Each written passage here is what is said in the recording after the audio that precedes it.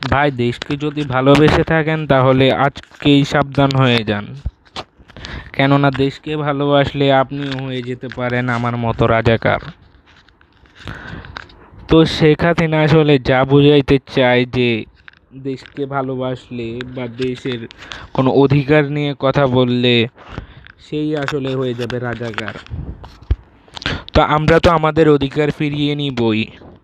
এখন এখানে যেই আসুক, যেই আমাদের বিপদ, সেটা সরকারি হোক বা কোনো মন্ত্রী বা কোনো নেতাই হোক, আমরা তো আমাদের অধিকার ফিরিয়ে নিবই। কিন্তু এই অধিকার ফিরিয়ে নেওয়ার চক্করে চলে যাচ্ছে আমাদের কিছু ভাইদের প্রাণ, বোনদের প্রাণ। তো এগুলা নিয়ে রুখে দাঁড়াতে হবে। আর যেন কারো উপর কোনো ক্ষতিগ্রস্ত না হয় সে ব্যাপারে